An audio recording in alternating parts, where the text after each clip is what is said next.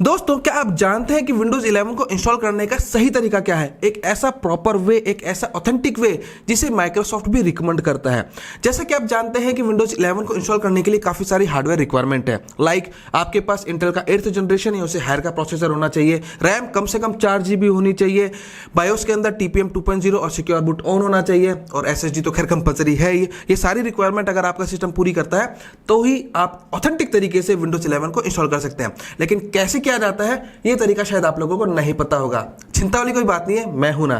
तो चलिए बिना किसी देरी के आज की टेक्नोलॉजी शुरू करते हैं। और इंस्टॉलेशन करते समय हम इस बात का भी ध्यान रखेंगे कि अगर हमारी प्रीवियस विंडोज लाइसेंस्ड है तो हमारी जो नई विंडोज हम इंस्टॉल कर रहे हैं वो भी लाइसेंस बनी रहे। हमारा लाइसेंस कहीं पर भी नहीं लॉस्ट होना चाहिए, चाहे फिर वो आप विंडोज 10 का यूज कर रहे हो प्रीवियस टाइम में, चाहे विंडोज 11 का यूज कर रहे हो, चाहे फिर आपके सिस्टम के अंदर विंडोज का होम एडिशन हो या फिर प्रोफेशनल एडिशन हो, हमारा लाइसेंस हमें वापस मिलना चाहिए।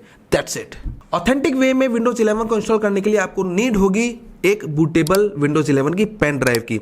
8 GB या उससे ज़्यादा की पेन ड्राइव आपको चाहिए होगी, एंड अगर 3.0 या उससे हायर हो तो ज़्यादा अच्छा रहेगा। एंड मेक श्योर इस पेन ड्राइव के अंदर आपका कोई भी इंपॉर्टेंट डेटा नहीं होना चाहिए। अगर डेटा है तो पहले आप उसे सिस्टम के अंदर कॉपी कर लें, क्योंकि बूटेबल बनाने के दौरान ये फॉर्मेट हो जाएगी। तो आपको क्या करना है, इसको सिस्टम से कनेक्ट करना है, और इसके बाद जो भी ब्राउजर का आप यूज़ करते हैं उसे ओपन कीजिए, गूगल सर्च कीजिए विंडोज 11 डाउनलोड। यहाँ पर आपको पहली वेबसाइट मिल जाएगी माइक्रोसॉफ्ट की ऑफिशियल वेबसाइट microsoft.com। यहाँ पर आपको क्लिक करना है और यहाँ से हम इसका मीडिया क्रिएशन टूल है दोस्तों वो डाउनलोड करेंगे। तो यहाँ पर जो सेकंड ऑप्शन आता है यह है क्रिएट विंडोज 11 इंस्टॉलेशन मीडिया। यहाँ पर डाउनलोड नाउ पे क्लिक करना है। तो ये इसका टूल यहाँ पर डाउनलोड हो गया है, ठीक है। अब इसके बाद सिंपल है, आपको हम क्या करेंगे, इस मीडिया क्रिएशन टूल के ऊपर राइट क्लिक करेंगे, रन एज एडमिनिस्ट्रेटर करके इसे हम ओपन करते हैं। यूएससी कंट्रोल पे ही यस कर देना है, और फिलहाल बाकी चीज़ों को कर देते हैं बंद। अब देखिए इसके बाद इंस्टॉलेशन विजार्ड ओपन हो जाता है और कुछ देर यहाँ पर कुछ सेकंड्स का वेट आपको यहाँ पर करना होगा, और इसके बाद लाइसेंस एग्रीमेंट आपके सामने आ जाता है। तो सिंपल है, इसे हम एक्सेप्ट पे क्लिक कर देते हैं। जिस पीसी पर आप विंडोज की आईएसओ को डाउनलोड कर रहे हैं उसी पीसी को अगर आपको फॉर्मेट करना है तो जो ऑप्शन है use the recommended option for this PC, इसको आपको चेक रहने देना है। और अगर आप किसी और पीसी के लिए डाउनलोड कर रहे हैं तो यहाँ से आपको इसे अनचेक कर देना है, और जो भी आपकी लैंग्वेज है वो लैंग्वेज आपको सेलेक्ट करनी है, और सिंपल यहाँ पर विंडोज 11 का एडिशन जो है वो आपको सेलेक्ट कर लेना है। इसके बाद नेक्स्ट पे क्लिक करना है। अब देखिए यहाँ पर दो ऑप्शन आ रहे हैं, यूएसबी फ्लैश ड्राइव और आईएसओ फाइल। तो हम यहाँ पर क्या करेंगे, यूएसबी फ्लैश ड्राइव वाला ऑप्शन चूज करेंगे, एंड मेक श्योर यूएसबी आपके सिस्टम से कनेक्टेड होनी चाहिए। और इसके बाद सिंपल है, आपको नेक्स्ट वाले बटन के ऊपर क्लिक कर देना है। अब देखिए जो भी आपने पेन ड्राइव लगा रखी है वो यहाँ पर आपको शो कर देगा, ठीक है। तो सिंपल है, आपको इसको सेलेक्ट करना होगा, और सेलेक्ट करने के बाद नेक्स्ट पे क्लिक करना है। और इसके बाद विंडोज 11 की आईएसओ आपके सिस्टम के अंदर डाउनलोड होने लग जाती है। अप्रॉक्स 5.5 GB के आसपास का सेटअप है, तो इसको डाउनलोड होने में तकरीबन 10 से 12 मिनट का समय आपको लग सकता है, और ये डिपेंड करता है आपके इंटरनेट कनेक्शन की स्पीड के ऊपर। अगर आपकी कनेक्शन की स्पीड काफी अच्छी है, 100-200 MBPS का प्लान का आप यूज करते हैं तो काफी जल्दी हो जाएगा, और अगर आप मोबाइल डेटा का यूज करते हैं तो हो सकता है आपको ज्यादा टाइम स्पेंड करना पड़े। और डाउनलोड कंप्लीट होने के बाद यही टूल आपकी पेन ड्राइव को भी बूटेबल क्रिएट कर देगा। तो इसके अंदर टोटल लगभग आपको 20 से 25 मिनट का समय लग सकता है। तो फिलहाल मैं यहां पर अभी इसको कर देता हूं पॉज। तो बूटेबल पेन ड्राइव हमारी रेडी हो चुकी है। अब हम कर लेंगे सिस्टम को रीस्टार्ट, और रीस्टार्ट करने के बाद बायोस के अंदर एंटर होना है, क्योंकि हमें TPM 2.0 और सिक्योर बूट की सेटिंग को चेक करना होगा। ये दोनों अनेबल होने चाहिए। अब बायोस में एंटर होने के लिए अलग अलग सिस्टम के अंदर अलग अलग हॉटकीज होती है। जनरली डेस्कटॉप का अगर आप इस्तेमाल करते हैं तो मॉडर्न मदरबोर्ड के अंदर F12 से आप एंटर हो सकते हैं, और लैपटॉप का अगर आप इस्तेमाल करते हैं तो किसी में F2 से, किसी में F9 से, किसी में F10 से, तो किसी में F12 से होती है। तो ये आपको मैन्युअली चेक करना होगा। और यहाँ पर आपको सिक्योरिटी सेटिंग के अंदर आपको चेक करना है TPM 2.0 और सिक्योर बूट ऑन होना चाहिए। तो कंफर्मेशन हो जाने के बाद हम बायोस को सेव कर देते हैं और रीस्टार्ट करेंगे। और सबसे पहले हमें हमारी यूएसबी डिवाइस से सिस्टम को बूट करना होगा। तो इसके लिए टेम्पररी बूट मेन्यू ओपन करता हूं मैं। तो MSI का मेरा मदरबोर्ड है, और टेम्पररी बूट मेन्यू ओपन करने के लिए मुझे F11 को बार बार प्रेस करना होगा, और यहां से मेरी पेन ड्राइव UEFI प्लस जो पेन ड्राइव आ रही है इस वाले ऑप्शन को सेलेक्ट करना होगा। और इसके बाद विंडोज 11 का ब्यूटीफुल लोगो आपको आपके कंप्यूटर स्क्रीन के ऊपर नजर आएगा। और इसके बाद ग्राफिकल यूजर इंटरफेस आपके सामने आ जाता है, जहां पर लैंग्वेज टू इंस्टॉल है, टाइम डेट है, कीबोर्ड एंड इनपुट मेथड्स है। तो यहां पर आपको सिंपली नेक्स्ट वाले बटन के ऊपर क्लिक करना है, और इसके बाद इंस्टॉल नाउ पे क्लिक कर देना है। अब इसके बाद ये आपसे आपकी प्रोडक्ट की पूछता है, तो यहाँ पर प्रोडक्ट की आपको इंसर्ट नहीं करनी है। अगर है भी तो आपके पास simple I don't have a product की के ऊपर आपको चेक कर देना है, ठीक है। अब इसके बाद विंडोज़ के एडिशंस जो अवेलेबल है आईएसओ इमेज के अंदर, पेन ड्राइव के अंदर, उनकी लिस्ट आपके सामने आ जाती है। ये स्टेप बहुत ही इंपॉर्टेंट स्टेप है।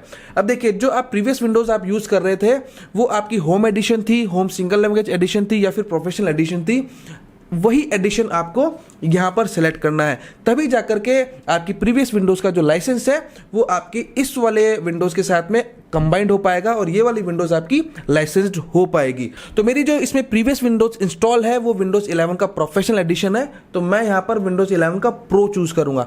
ये भी चीज़ आपको ध्यान में रखनी है, एन भी आपको सेलेक्ट नहीं करना है। प्रोफेशनल है तो प्रोफेशनल ही चूज करना है, और अगर होम एडिशन है तो होम ही चूज करना है, होम एन चूज नहीं करना है। ठीक है, तो ये चीज़ आपको ध्यान में रखनी होगी अगर आप अपनी लाइसेंस विंडोज़ को लाइसेंस ही यूज़ करना चाहते हैं। तो मैं यहाँ पर प्रो चूज कर लेता हूँ और सिंपल नेक्स्ट पे क्लिक कर देते हैं।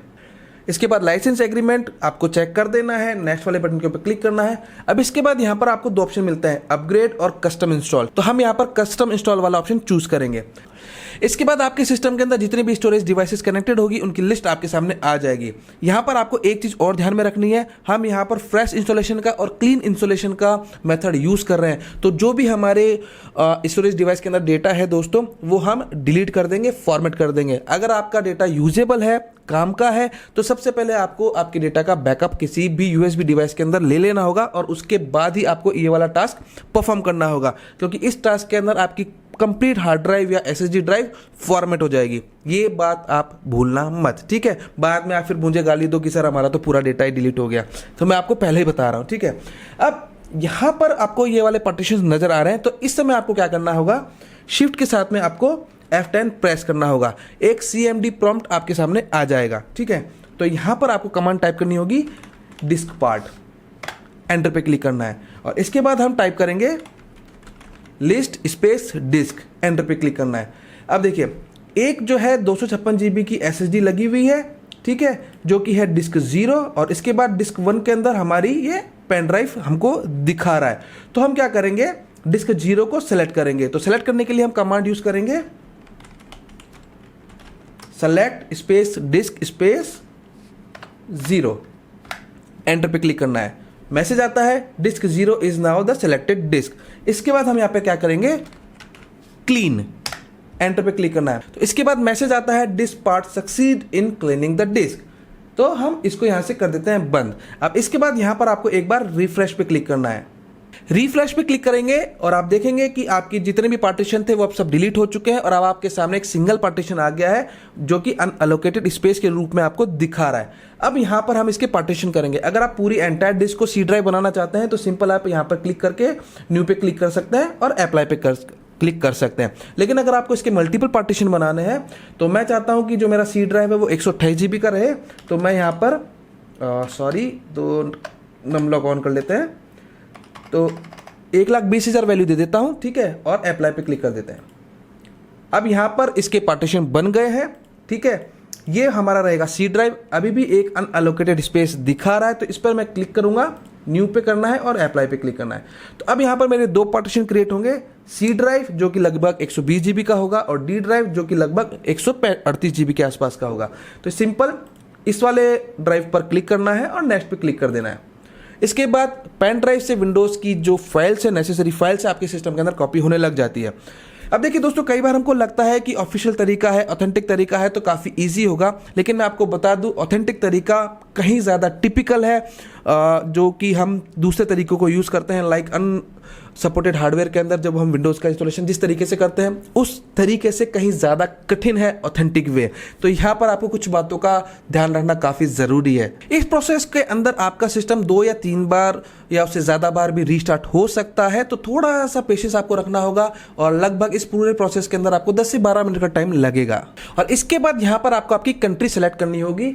तो ड्रॉप डाउन लिस्ट से हम यहाँ पर सेलेक्ट कर लेते हैं इंडिया और इंडिया, यस। अब इसके बाद कीबोर्ड लेआउट हम सेलेक्ट करेंगे, तो यूएस रहने देते हैं हम, यस पे क्लिक करना है। और इसके बाद सेकंड कीबोर्ड लेआउट हम ऐड नहीं करना चाहते हैं तो हम इसको स्किप कर देते हैं। अगर आपका सिस्टम इंटरनेट से कनेक्ट है तो यहाँ पर विंडोज़ अपडेट चालू हो जाता है और यहाँ पर विंडोज़ की कुछ फाइल्स जो है वो डाउनलोड होगी, तो इसके अंदर थोड़ा बहुत टाइम आपको लग सकता है। और इसके बाद यहाँ पर आपसे पूछता है डिवाइस नेम। अगर आप अपने सिस्टम का कोई नेम देना चाहते हैं तो आप दे सकते हैं, मैं यहाँ पर देता हूँ टेक्नोबाजी पीसी और इस पे नेक्स्ट पे क्लिक करते हैं तो एक बार हमारा सिस्टम रीस्टार्ट हो जाता है। अब इसके बाद यहाँ पर हमसे पूछ रहा है सेटअप फॉर पर्सनल यूज और स्कूल और वर्क, तो हम यहाँ पर सिंपल पर्सनल यूज पे क्लिक करते हैं, नेक्स्ट पे क्लिक कर देते हैं। अब इसके बाद हमारे यहाँ पर साइन इन के ऑप्शन आ गए हैं, ठीक है। तो हमें यहाँ पर अपनी माइक्रोसॉफ्ट आईडी से साइन इन करना होगा। अब देखिए हम यहाँ पर ऑथेंटिक वे का इस्तेमाल करने वाला है, इसलिए हम यहाँ पर माइक्रोसॉफ्ट से साइन इन करेंगे। बाकी एक और ऑप्शन होता है, अगर आप इस स्टेज के ऊपर लोकल अकाउंट से साइन इन करना चाहते हैं अपने सिस्टम के अंदर, तो आपको एक स्टेप एक्स्ट्रा ऐड करना होगा। सबसे पहला काम तो ये कि आपको आपके सिस्टम को इंटरनेट से डिस्कनेक्ट करना होगा। केबल लगा रखी है तो डिस्कनेक्ट कर दीजिए, वाईफाई अगर आपने ऐड कर रखा है तो एक बार वाईफाई को डिसेबल कर दीजिए, ठीक है। और इसके बाद यहाँ पर आपको शिफ्ट के साथ में F10 प्रेस करना होगा, एक कमांड प्रॉम्प्ट ओपन हो जाता है। आपको एक कमांड टाइप करनी है OOBE फ्रंट स्लैश लगाना है आपको और BYPASSNRO, ये कमांड आपको टाइप करके एंटर पे क्लिक करना है। एंटर पे क्लिक करने के साथ ही आपका सिस्टम वो है वो रीस्टार्ट हो जाएगा। और रीस्टार्ट होने के बाद यहाँ पर आपको इस बार एक एक्स्ट्रा ऑप्शन मिलेगा, आई डोंट हैव इंटरनेट कनेक्शन। तो यहाँ पर सिंपल आपको आई डोंट हैव इंटरनेट पे क्लिक कर देना है और इसके बाद कंटिन्यू विथ लिमिटेड सेटअप पे आपको क्लिक करना होगा और इसके बाद आप अपना ऑफलाइन यूजर अकाउंट क्रिएट कर सकते हैं। लेकिन इस वीडियो के अंदर मैं आपको बता रहा हूं ऑथेंटिक वे। तो ऑथेंटिक वे के अंदर तो आपको माइक्रोसॉफ्ट से ही लॉगिन करना पड़ेगा। ये तो मैंने इसलिए बता दिया क्योंकि बाई चांस कई बार होता है कि नेट अवेलेबल नहीं होता और हमको एक ऑफलाइन अकाउंट क्रिएट करना होता है, तो आप इस तरीके से भी यूज कर सकते हैं। खैर एनीवे, साइन इन वाले ऑप्शन के ऊपर आपको क्लिक करना है और इसके बाद आपकी माइक्रोसॉफ्ट आईडी से आपको यहाँ पे लॉगिन करना होगा। माइक्रोसॉफ्ट आईडी अगर आपकी बनी हुई नहीं है तो यहाँ पर है नो अकाउंट क्रिएट वन, तो यहाँ से आप अपनी एक आईडी क्रिएट कर सकते हैं, सिंपल। तो फिलहाल मैं यहाँ पर अपनी माइक्रोसॉफ्ट आईडी लॉगिन कर लेता हूँ। अगर आपने इसी ईमेल आईडी से किसी दूसरे सिस्टम को भी लॉगिन कर रखा होगा तो यहाँ पर आपको एक बैकअप का ऑप्शन नजर आएगा। अगर आप अपने उस प्रीवियस वाले जो सिस्टम है उससे अपना कोई बैकअप ट्रांसफर करना चाहते हैं तो यहाँ पर आप ट्रांसफर कर सकते हैं, नहीं तो यहाँ पर सिंपल है आपको मोर वाले ऑप्शन पे क्लिक करना है, ओके। और सिंपल है यहां पर आपको करना है set up as a new PC. तो ये एक डिफरेंट पीसी के अंदर आपकी ईमेल आईडी से लिंक हो जाएगा। इसके बाद यहां पर आपको अपने सिस्टम के लिए एक पिन जनरेट करना होगा, तो क्रिएट पिन पे क्लिक करना है और यहां पर आप अपना कोई भी पिन दे सकते हैं। इसके बाद location services, find my device services, ये सर्विसेज आपको चेक कर लेनी है। जिसको ऑन रखना है आप ऑन रखिए, जिसको ऑफ करना है आप ऑफ कर सकते हैं, ठीक है। और एक्सेप्ट पे क्लिक कर देना है। कस्टमाइज योर एक्सपीरियंस, इसको सिंपली मैं स्किप कर देता हूं क्योंकि ये ऑप्शन इतने काम के तो है नहीं, तो स्किप करने में ही भलाई है।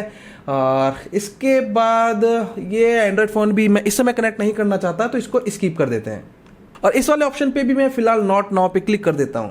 सारी डिटेल्स इनपुट करने के बाद बैकग्राउंड के अंदर कुछ प्रोसेस चलता रहता है और यहाँ पर आपको दिखाई देता है this might take a few minutes. तो कुछ देर के लिए आपको इंतजार और करना होगा और थोड़ी देर के बाद देखेंगे कि आपका जो डेस्कटॉप है वो रेडी हो चुका है और आपने अपने सिस्टम के अंदर विंडोज 11 का ऑथेंटिक तरीके से इंस्टॉलेशन कंप्लीट कर लिया है। ऑथेंटिक विंडोज 11 का इंस्टॉलेशन कंप्लीट हो चुका है। इसके बाद जो भी रिक्वायरमेंट है आपको सॉफ्टवेयर की, वो सॉफ्टवेयर अपने सिस्टम के अंदर इंस्टॉल कीजिए, ड्राइवर्स इंस्टॉल कीजिए एंड दैट्स इट, काम कंप्लीट। और जैसा कि मैंने आपको पहले बताया था कि आपकी प्रीवियस विंडोज का लाइसेंस इस विंडोज के अंदर भी आपको कंटिन्यू मिलेगा।